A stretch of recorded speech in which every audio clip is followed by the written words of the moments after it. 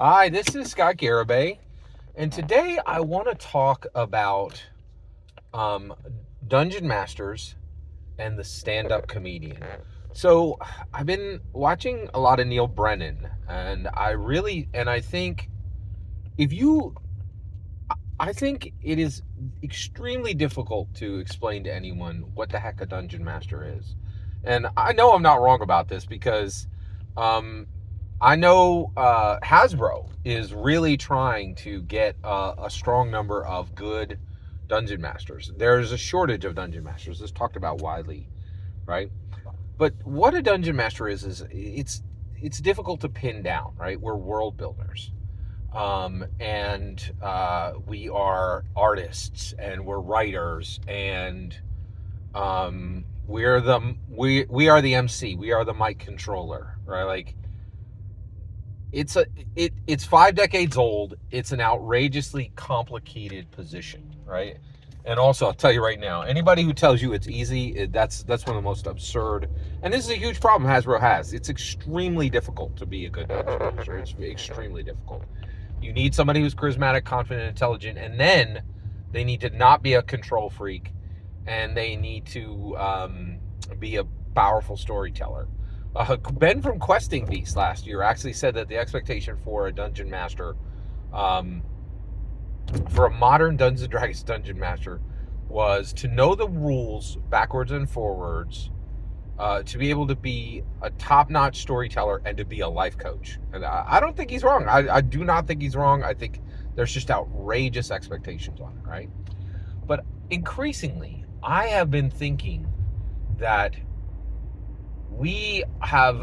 every dungeon master really has a lot in common with the current modern stand-up comedian, and I really think this is important to think about when you think about what Neil Brennan is doing right now with the Blocks podcast. Neil Brennan is just a stand-up comedian. That's all he is, right?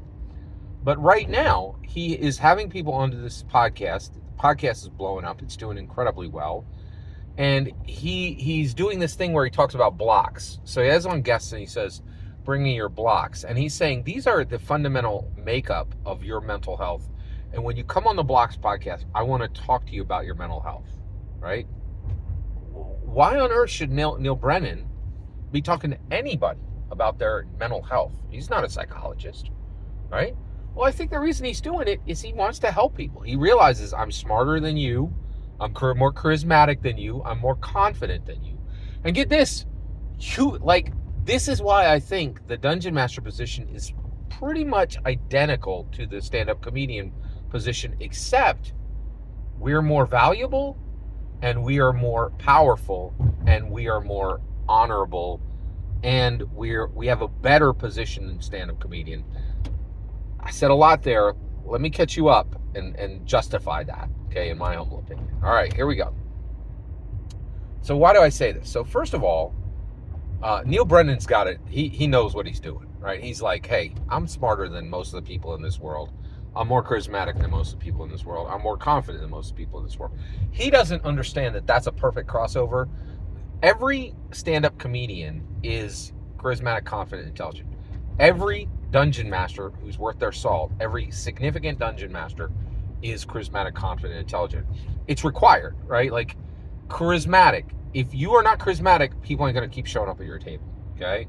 If you are not confident, there's no way you can publicly speak for 2 to 4 hours, right?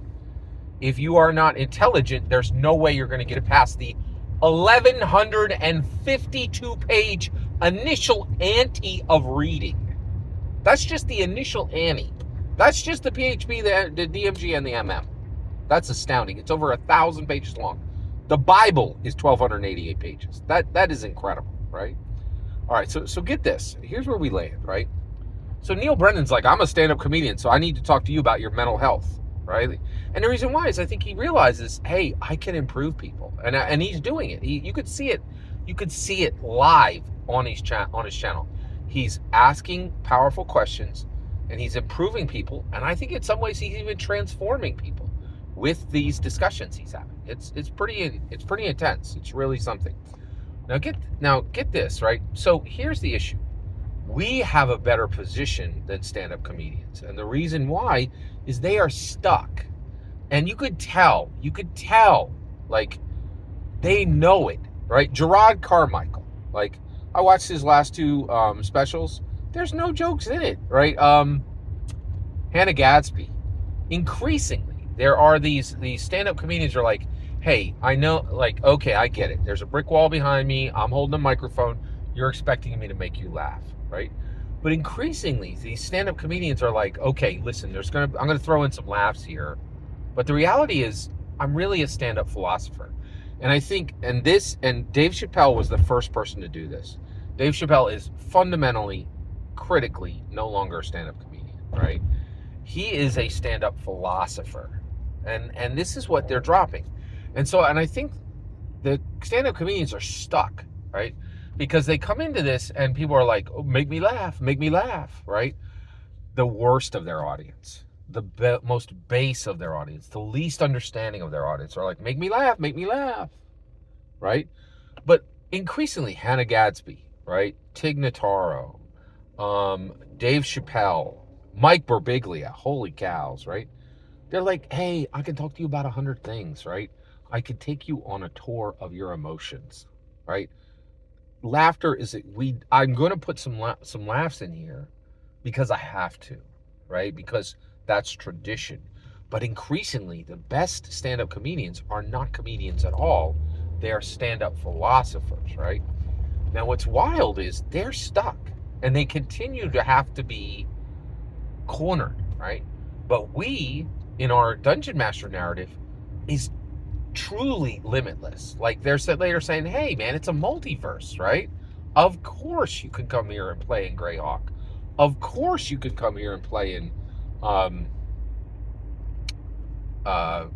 in Forgotten Realms, but would you like to play in Lego City? Would you like to play in Fallout? Both of these are connected to Dungeons and Dragons, right? Of course. Like, yeah, and not only that, but we're not stuck. We are no longer stuck having to make people laugh, right? We can come to, and increasingly, and this is what I'm here to do. Fun is the last thing you need. It's not even on the list. It's not something that needs to be achieved with Dungeons and Dragons. We can do 100 things with Dungeons and Dragons. We don't have to have fun, right? In fact, fun has become an anchor.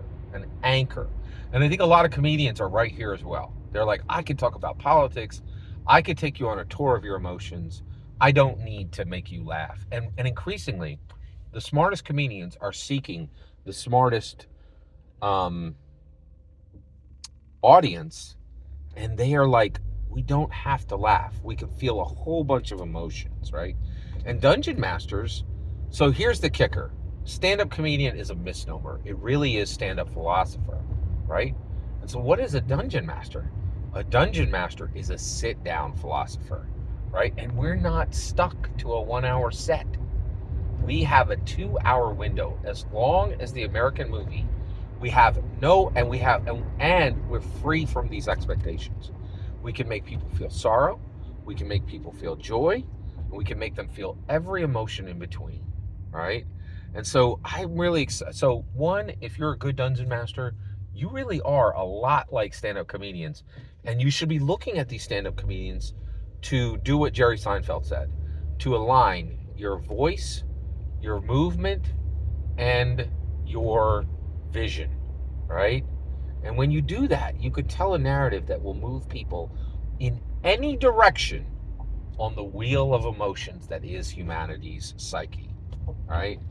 So let's understand that we're actually positioned better than stand-up comedians. And also, let's help stand-up comedians. They've really been trapped, right? And let's help them free themselves and accept what they really are, which is stand-up philosopher.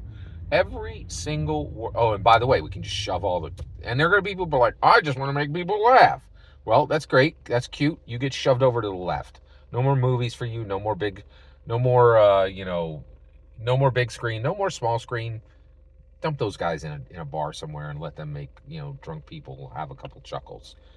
Who needs them? Every single word you just heard is my humble opinion. What's important is when I get to hear your humble opinion, when you get in the comments and send your traffic. Please consider liking and subscribing, and have a fetch millennium.